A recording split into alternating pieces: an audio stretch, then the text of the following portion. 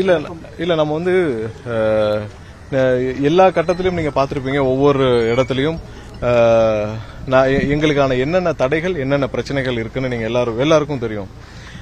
நாங்கள் முதல் நாளே கண்டிப்பாக மக்களை சந்திக்க நானும் என்னுடைய பொதுச் செயலாளர் எங்களுடைய பொதுச் செயலர் அனைவரும் அங்கே கரூருக்கு வெளியிலே காத்திருந்தோம். ஆனால் அதற்கான அனுமதி எங்களுக்கு கரூர் ஊருக்குள்ள செல்ல அனுமதிக்கப்படவில்லை. அதில் கிட்டத்தட்ட 2:30 மணி 3 மணி வரைக்கும் நாங்கள் உச்சநீதிமன்றத்தில் தெளிவாக தாக்கல் செய்யப்பட்டிருக்கோம். 2:30 3 மணி வரைக்கும் நாங்கள் காத்திருந்தோம். அதற்கு பின்னர் எங்களுக்கு வந்த தகவலின் அடிப்படையில் அனைத்து ரோடுகளும் தடை செய்யப்பட்டது. உள்ளே யாரும் அவ்வளவு சீக்கிரம் போக முடியாது. எந்த கொடி கட்டிய வண்டி, அதாவது தமிழக வெற்றிக் கழகம் கொடி கட்டிய எந்த வண்டியும் வாகனமும் காவல்துறை உள்ளே அனுமதிக்கவில்லை. அனைத்து நிர்வாகிகளும் தாக்கப்பட்டார்கள்.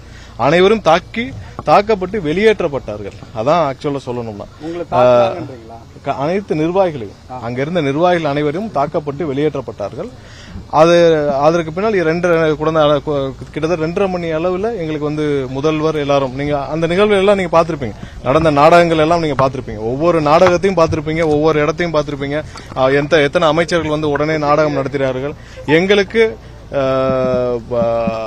அந்த இடத்துல வந்து உள்ள போறதுக்கான அனுமதியும் வழங்கப்படவில்லை.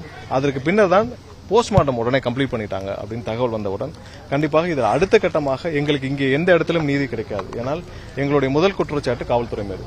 ஏன்னா எங்களுக்கு எங்கேயும் நீதி கிடைக்காது, உயர்நீதிமன்றத்தை தான் நாட வேண்டும் என்று உடனடியாக சென்னை வந்து உயர்நீதிமன்றத்தில் அன்னைக்கு நீங்க இதே பத்திரிகையாளர்கிட்ட நான் சொன்னோம், நீதிமன்றத்தில் தான் முறையிட முடியும். நாங்கள் கண்டிப்பாக முறையிட்டோம்.